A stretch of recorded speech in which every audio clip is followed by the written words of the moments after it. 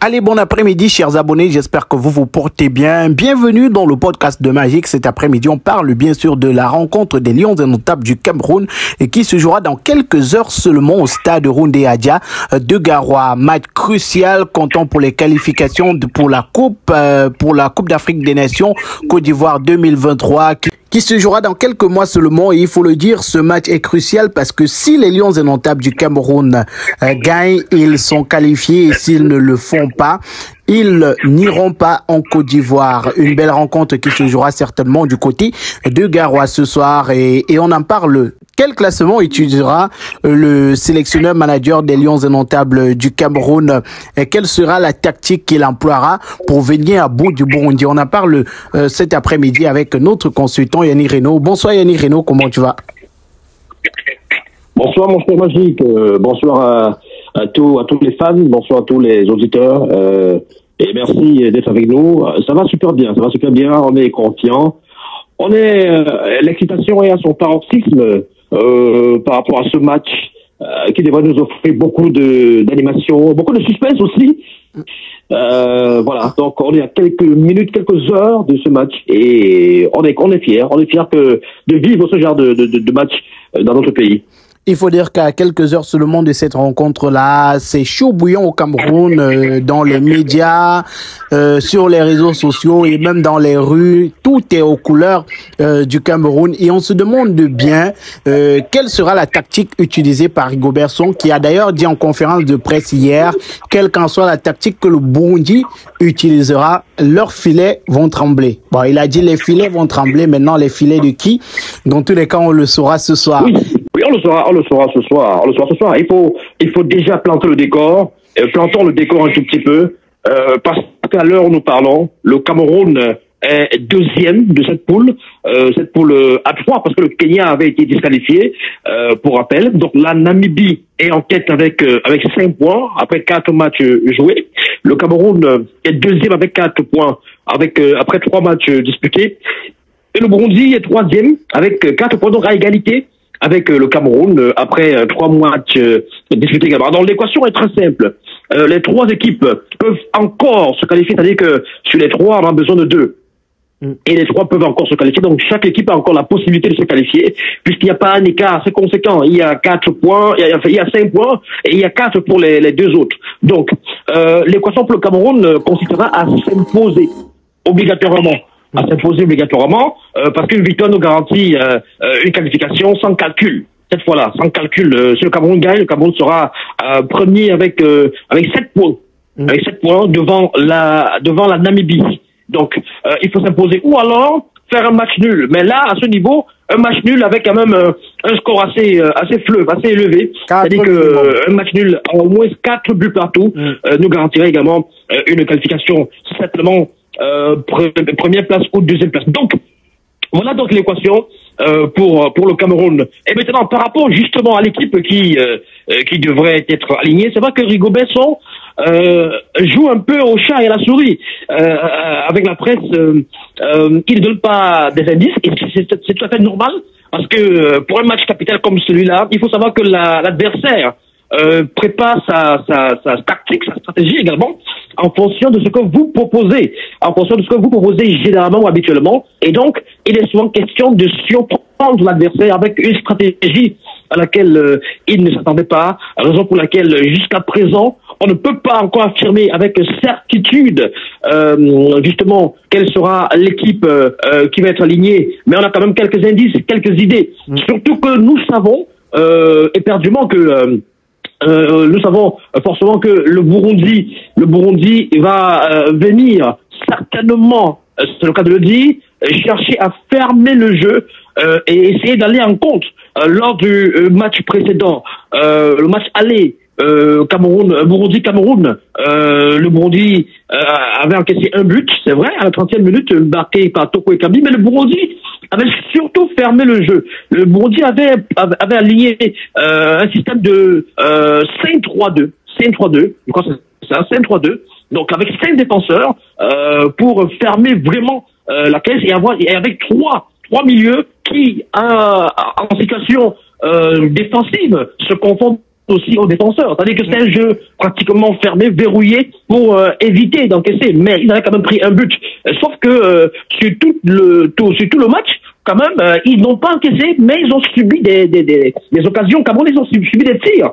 Et il y a quand même eu pas moins de 18 tirs, il me semble. Et vais vérifier ça. Aboubacar Vincent avait à lui seul au moins 5 tirs, Choupo-Moting 3 tirs. Et donc, ils avaient opté ce type de stratégie-là. Ils avaient choisi de souffrir, mais de ne pas encaisser.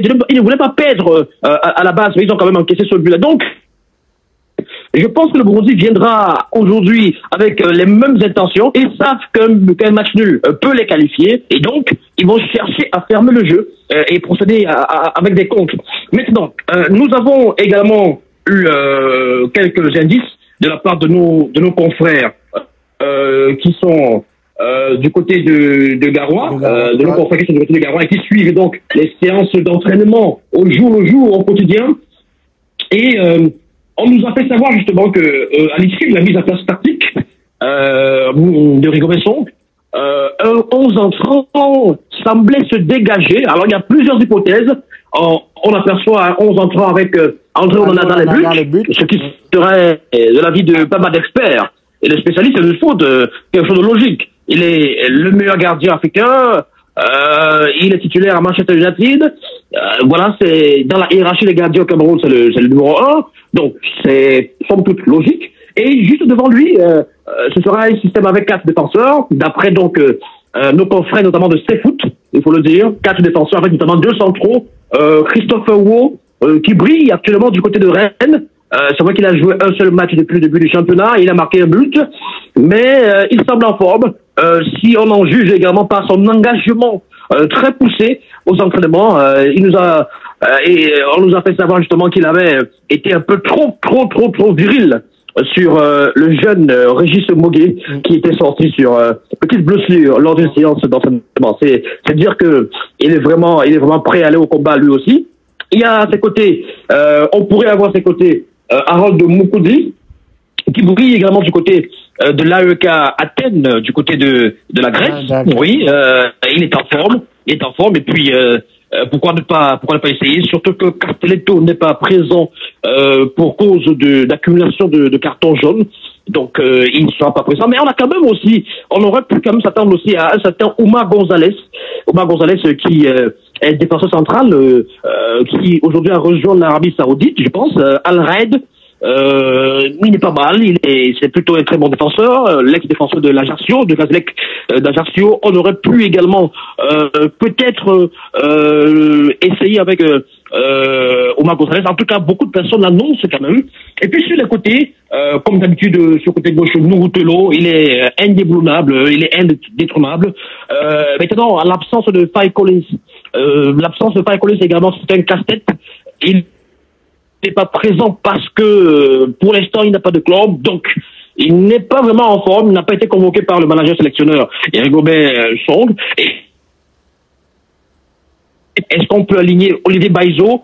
C'est ce que ça veut nous dire de toute façon nos confrères sur le terrain, sur place à Garoua, qui ont suivi les séances d'entraînement. Je suivais également les comptes rendus de nos confrères de la télévision. On a la possibilité d'avoir certains Bokele sur le côté droit, Malcolm Bokele. Beaucoup de personnes n'en seraient pas finalement la bonne solution.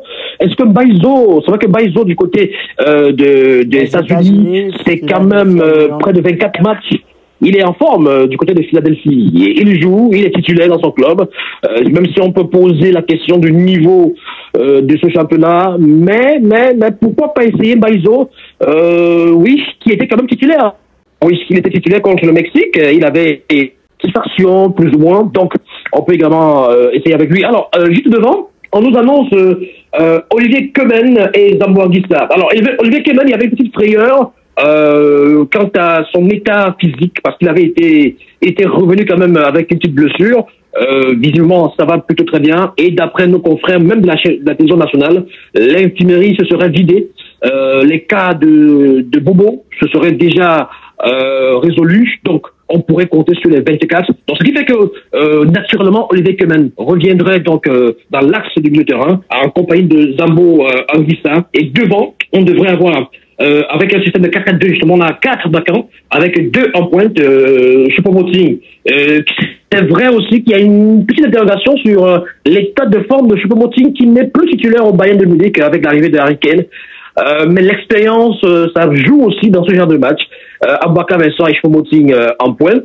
Et sur les côtés, justement, il y a Toko Ekambi qui a été le cœur juste avant de revenir en sélection dans son championnat en Arabie Saoudite, dans son club en Arabie Saoudite. Il est en forme sur le côté gauche, comme d'habitude. C'est un joueur, on va dire, c'est pratiquement son titre foncier, le côté gauche de l'attaque camerounaise. Et puis Brian Bemo sur le côté droit pour apporter toute la percussion et uniquement comme ailier. Comme ailier, il est souvent aussi titularisé en pointe. Comme attaquant de soutien, il est en feu du côté de Brentford avec 4 matchs en championnat et 4 buts. Donc voilà à peu près l'équipe qu'on pourrait avoir face au Burundi ce soir, en attendant bien évidemment que le 11 entrant officiel soit communiqué par Rigobert Song-Bamako à quelques heures ou alors à quelques minutes du match, car il faut le savoir, la publication du 11 entrant, c'est également un enjeu. Parfois on brouille des pistes, parfois on envoie des faux signaux à l'adversaire afin qu'il puisse adopter une stratégie qui n'est pas appropriée justement au système qu'on va mettre sur place. Donc il est souvent question de faire semblant d'annoncer des faux 11 et pour surprendre par la suite. Donc parce que le jeu de l'adversaire peut dépendre également du système qu'on a adopté. Et pour ce coup, je pense que le Burundi viendra avec les intentions de défendre, comme au match aller, ils avaient fait un système de défense, un système de 5 défenseurs carrément. Donc aujourd'hui, plus que jamais, le Burundi au pied du mur, le Burundi qui sait qu'une seule un match nul, 1 but partout, 2 buts partout, 3 buts partout, ça peut faire leurs affaires. Alors là, ils voudront absolument défendre, et j'ai bien peur que ce soit le cas, qu'ils verrouillent le jeu, et pour ce faire, il faudrait qu'on ait un système qui permette justement non seulement d'attaquer à outrance, mais aussi d'éviter de prendre l'eau derrière. C'est-à-dire qu'il faut un savant dosage entre l'attaque et la défense. Pour moi, si vous me demandiez quel serait mon système à moi, j'aurais opté pour un 4-3-3. J'aurais opté pour un 4-3-3 avec 3 milieux défensifs, avec justement 2 qui se projettent aussi vers l'avant pour donner un coup de main aux 3 attaquants devant. J'aurais opté pour Aboubakar Vincent en pointe, pour Bemo à droite, Toko Ekambi à gauche, et puis au milieu de terrain, Kemen, Zambo Anguissa et certainement Umwet pour essayer de stabiliser donc le milieu de terrain. 4 défenseurs cités, oui, je les aurais conservés. Alors là, nous sommes dans le 11 probable de Rigobert Song qui jouera ce soir. André Onana dans les buts de gardien, c'est presque confirmé parce que jusqu'ici, tout le monde parle d'André Onana et sur le plan sportif, hiérarchiquement, il serait dans les goals du Cameroun et on espère une victoire du Cameroun pour se qualifier pour la Côte d'Ivoire. Merci à toi Yannick Reynaud pour cette analyse. Je vous en prie, mon cher Magique, merci et un coucou à tous nos fans, à tous ceux qui nous suivent et à tous ceux qui font des remarques sympathiques de temps en temps, et même des remarques qui ne sont pas forcément sympathiques, mais qui contribuent toujours à nous permettre de travailler davantage pour leur servir des contenus de qualité. Et merci à toi et beaucoup de courage. Et bonne chance aux Lions. Ouais, bonne chance aux Lions indomptables du Cameroun. Et rappelons que nous serons en direct sur notre chaîne à partir de 19h30 pour l'avant-match. Et vous aurez également le commentaire de ce match à partir de 20h. L'after également, ça sera avec les consultants. Tout le monde sera présent pour vous proposer une belle rencontre des Lions indomptables. Yannick Reynaud, à ce soir. À ce soir, mon cher Magique.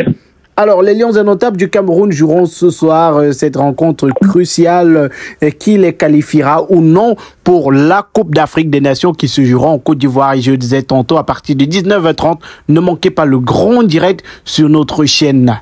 Si vous avez aimé la vidéo, likez, laissez un commentaire et surtout abonnez-vous pour ne rien louper de cette rencontre des Lions indomptables sur notre chaîne.